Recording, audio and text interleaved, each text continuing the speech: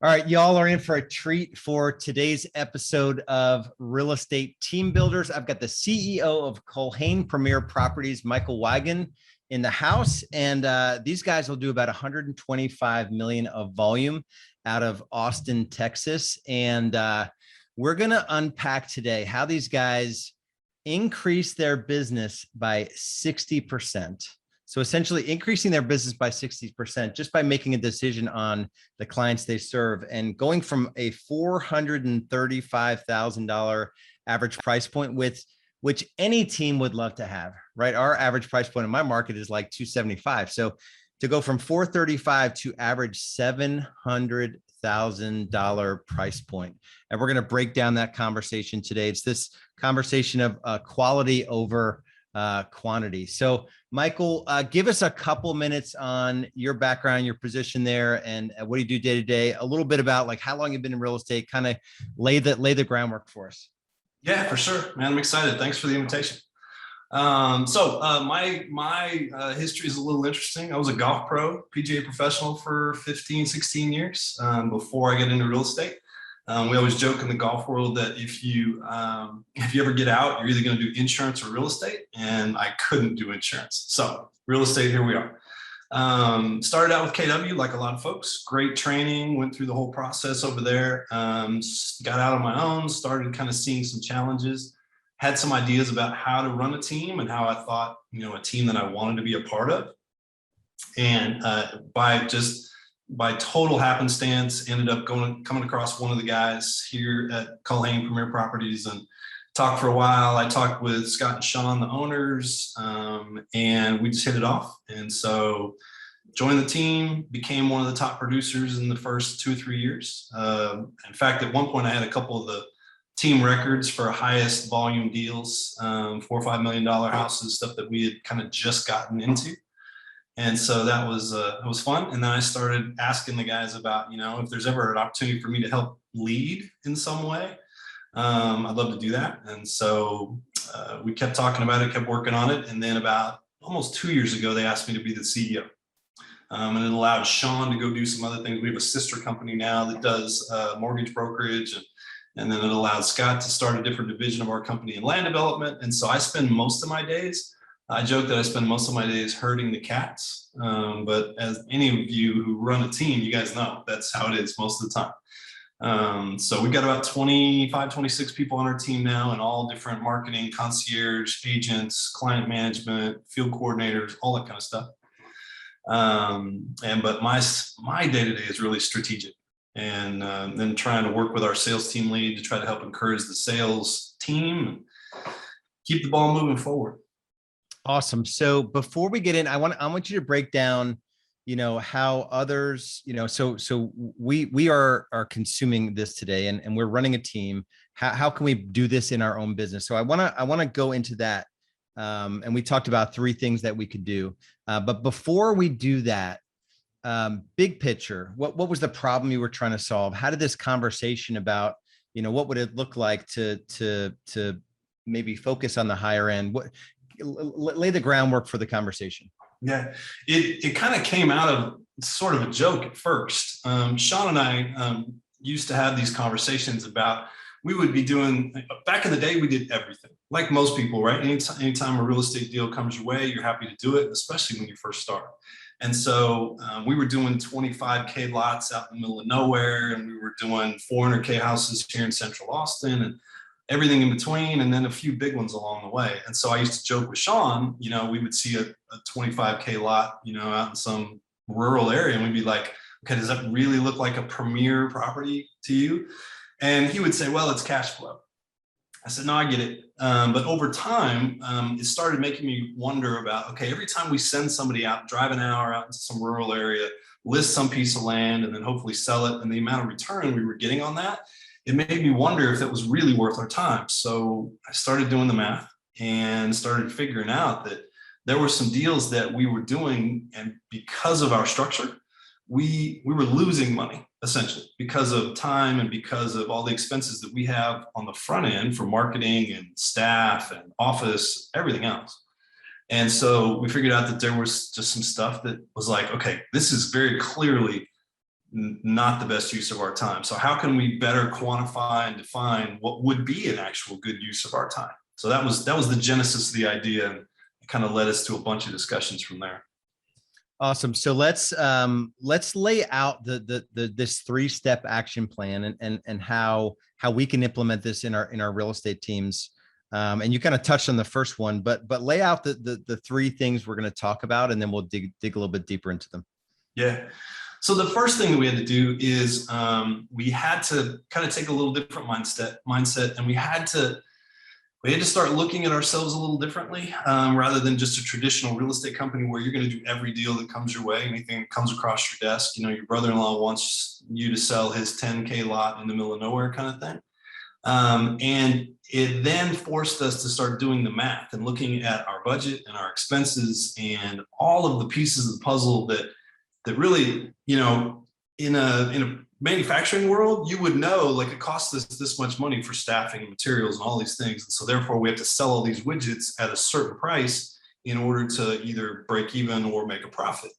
And so we started doing that in our world, and knowing that we had a certain amount of expenses to cover, then we started figuring out, okay, well, on every deal, if we're going to do X number of deals, we think on every deal, we need to make some certain amount of money.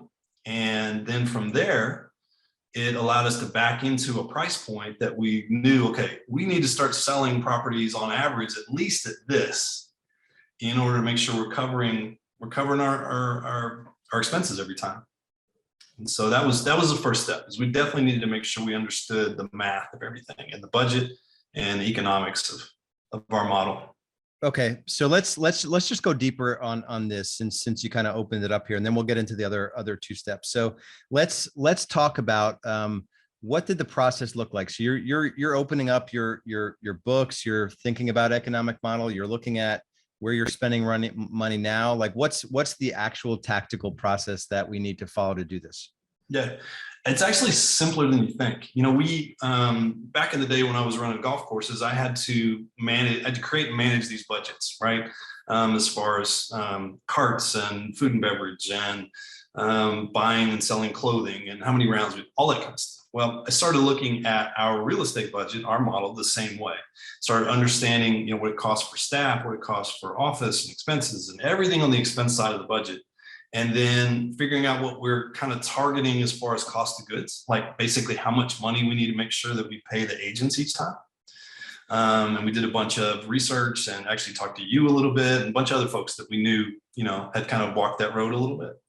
So we understood all the math of all of that. And then we figured out, you know, based on the number of team members we had and the bandwidth that everybody seemed to have over the years, how many deals we thought we could do. And so that number divided by the other number gave us average money we needed to make on each one. Like, we figured out we needed to make around 12 grand or so every time we sold a property.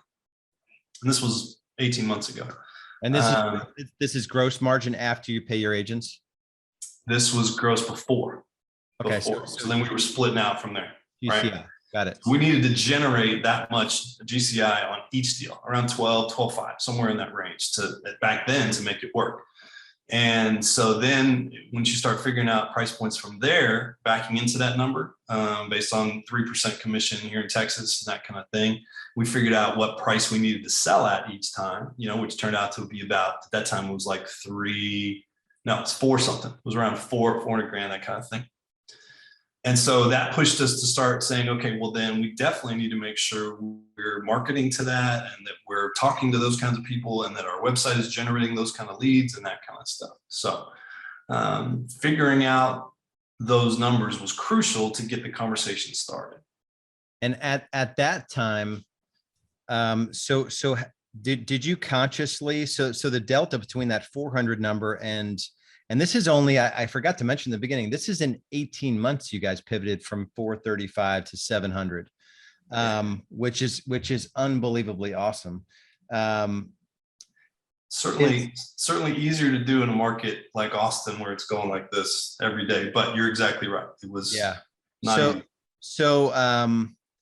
But how'd you arrive? Did you guys envision, okay, so we want to increase that math, that 400 number, we want to get it to over over 600, and that delta is that $6,000 additional per, is that the second part of the calculation?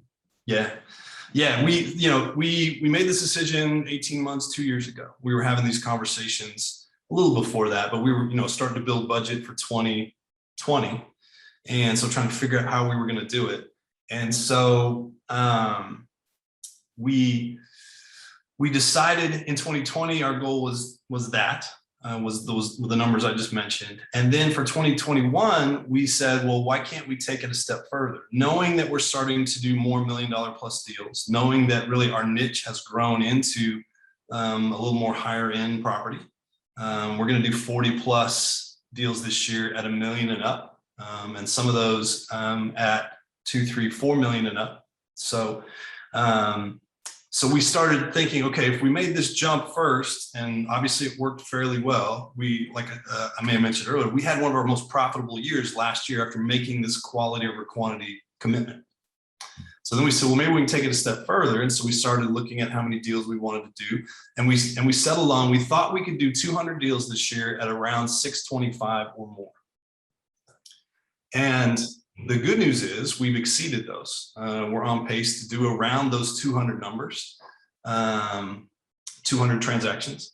And our average sale price earlier in the year was up around 800K, but we've done some recent stuff that's kind of brought it down a little bit, but we still feel pretty solid at doing 200 deals at 3% or more commission at an average sale price of, 625 or more, but right now it's around 7.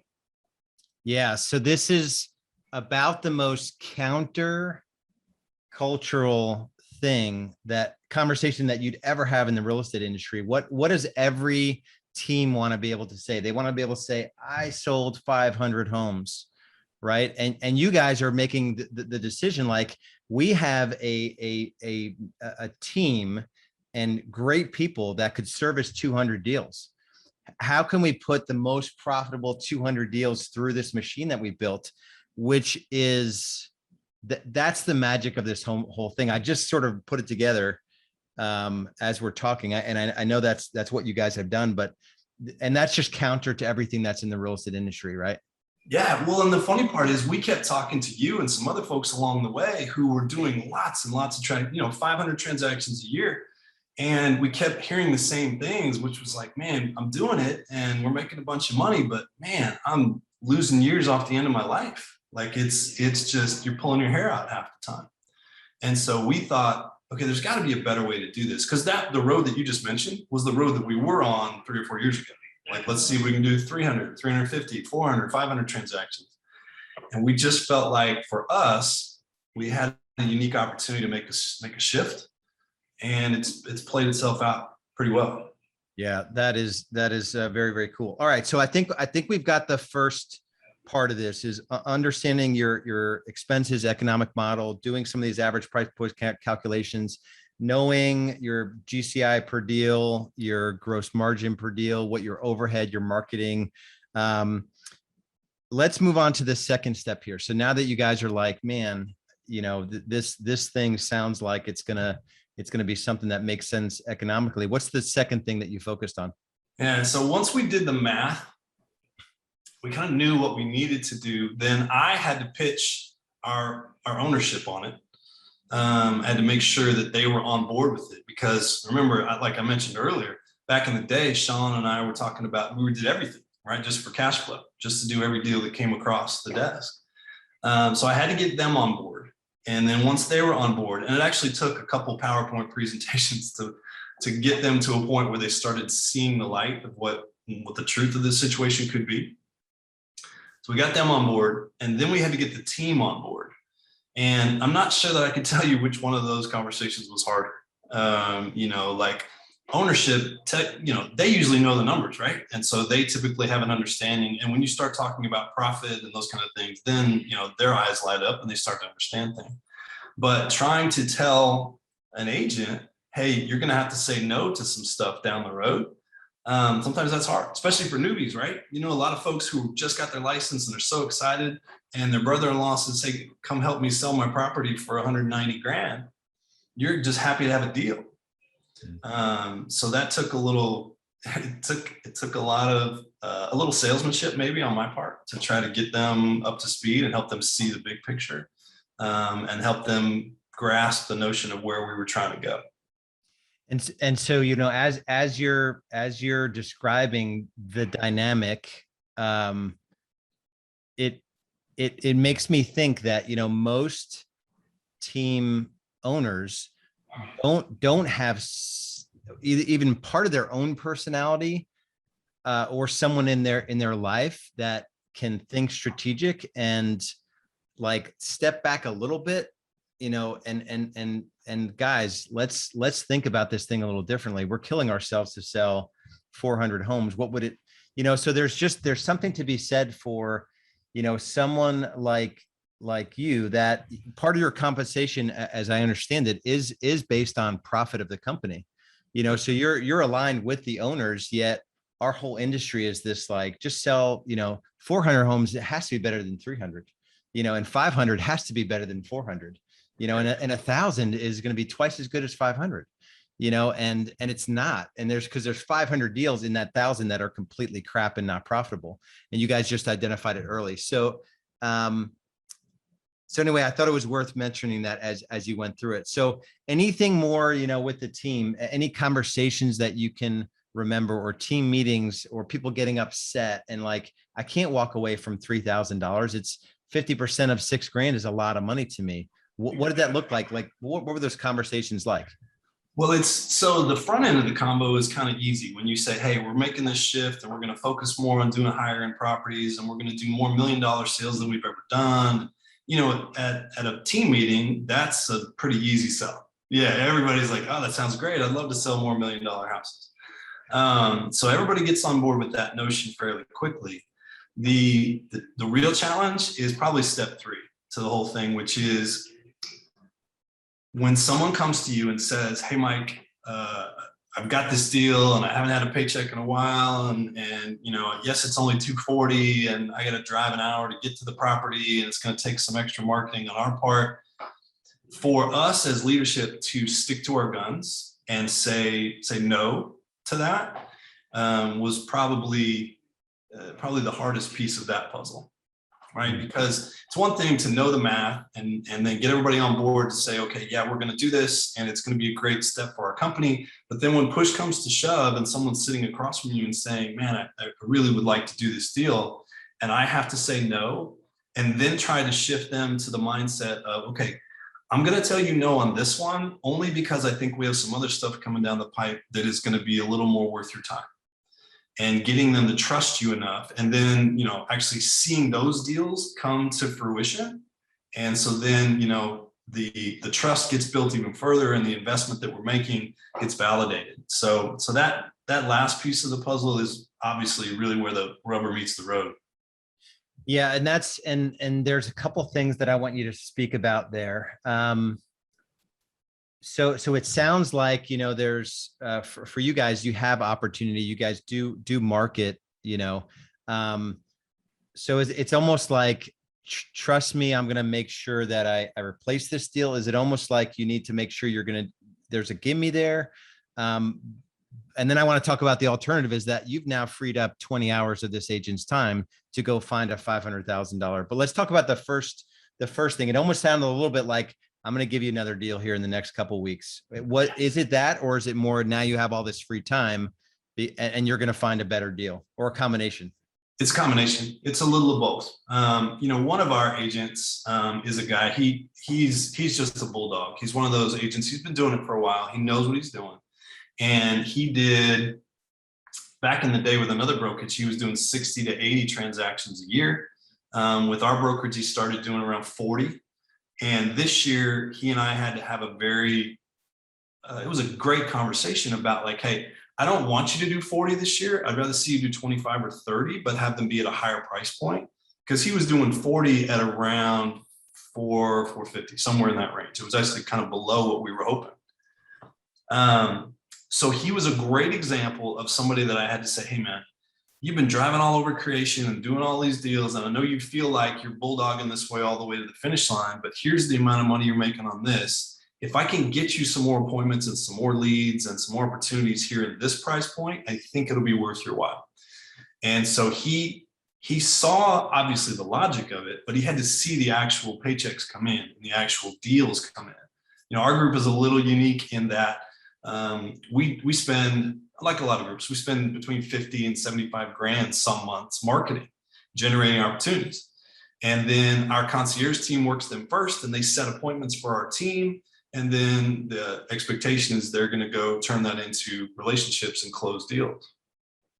But our agents had to see those actual appointments and those actual leads and deals come through before they were really going to buy into, I think, what we had been pitching them on.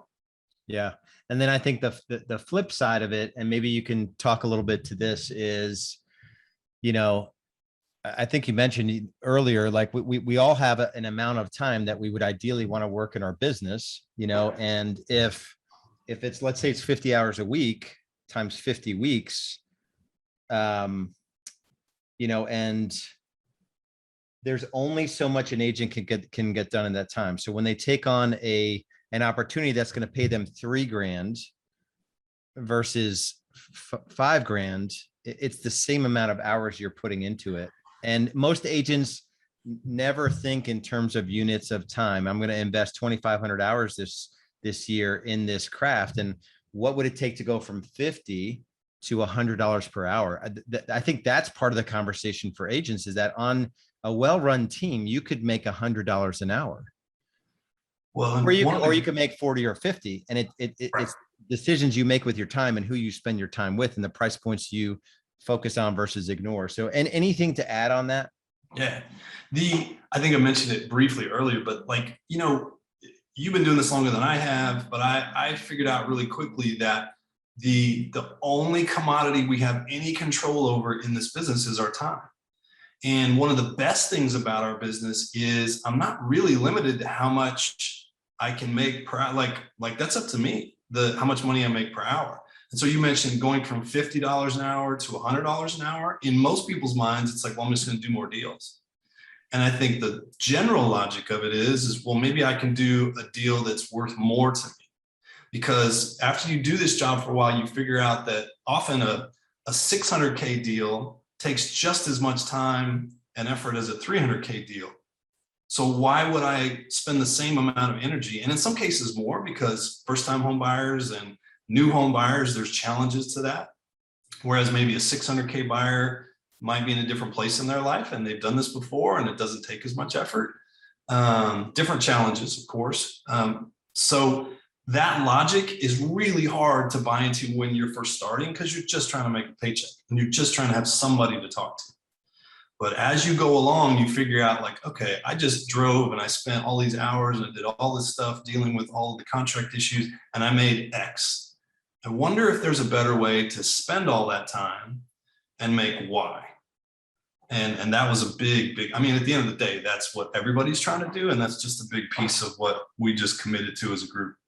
Yeah. And it makes me think of, in my first part year in real estate, I sold a $600,000 home where they had already identified the house.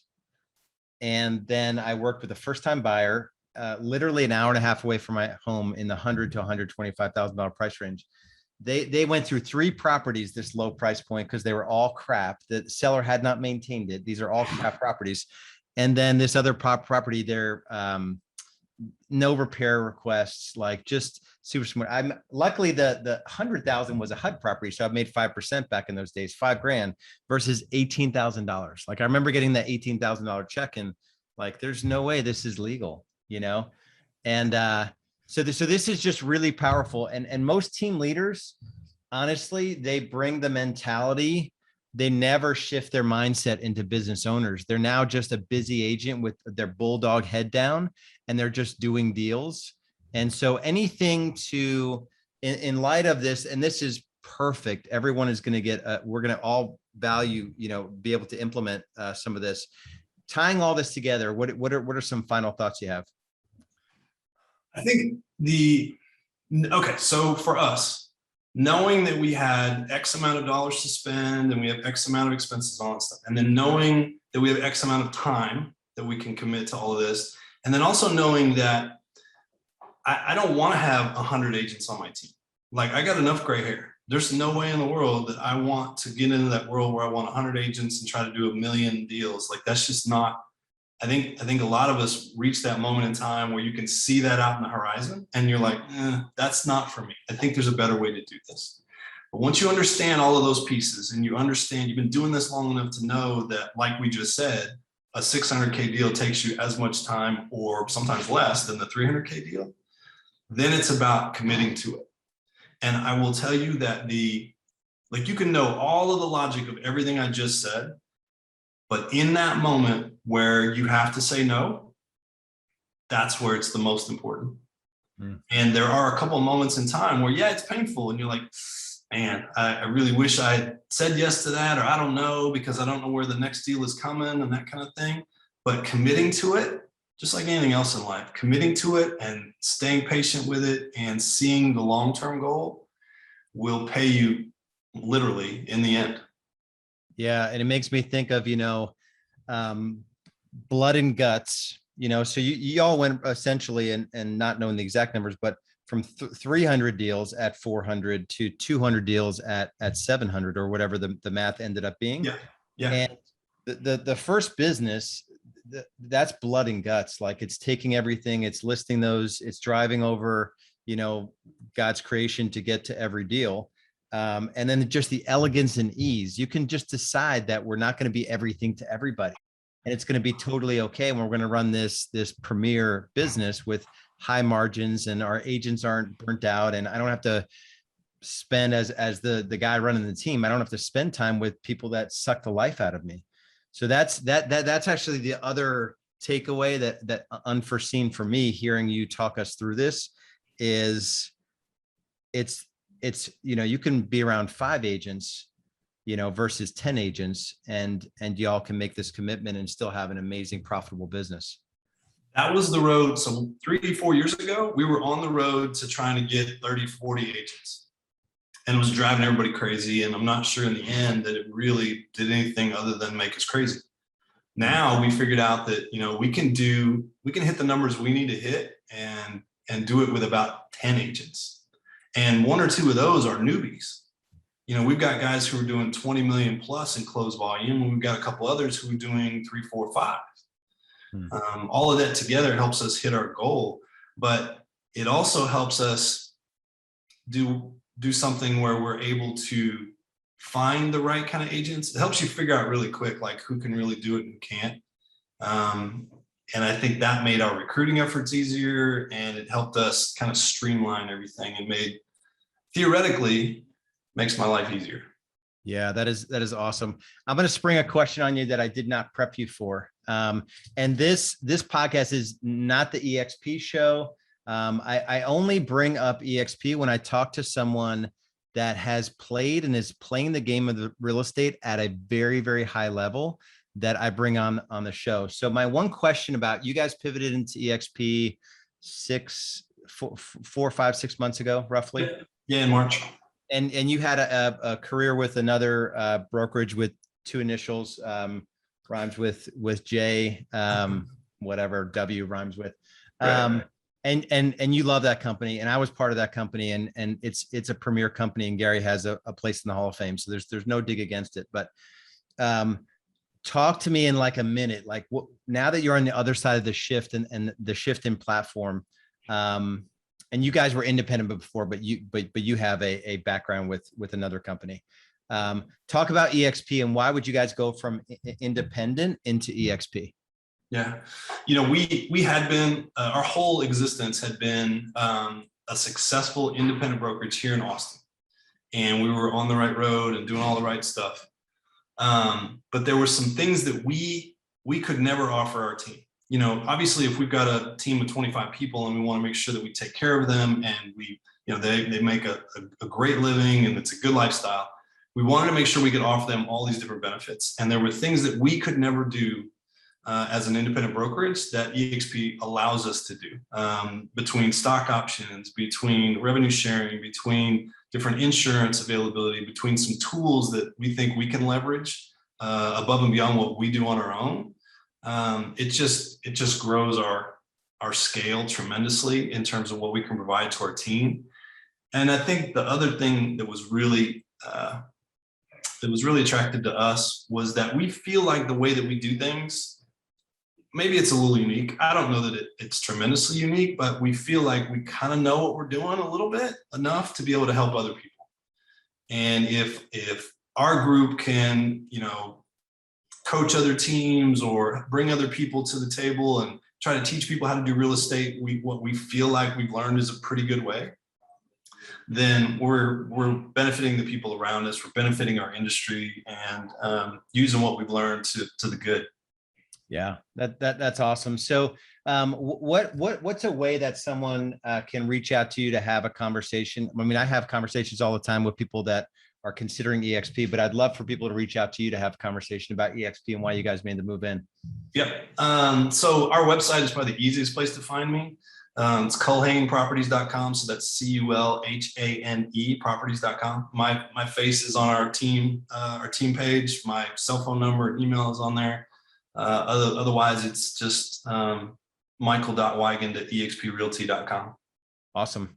All right, brother. So this was awesome. The value and the ripple effect of our time together is really, really going to be awesome. So for anyone that is at a point in their journey where maybe you need help putting pieces together, maybe economic model hits you and you don't even know what Michael was talking about, or maybe you're launching a team and you're sputtering and you're not even at the point where you can consider, you know, a conversation like we had today. One resource I can offer is I put together a report called Real Estate Business Growth Navigator. There's no obligation whatsoever. Just go to realestatebusinessgrowth.com. I just go through the 6 stages of growth, some of the questions you need to ask yourself as you navigate growth in your real estate team. Maybe you missed something at one stage and that's why you're struggling and stuck in the stage that you're currently in. So to go to realestatebusinessgrowth.com, and we'll talk to you soon. Thanks again, Michael. Appreciate your time.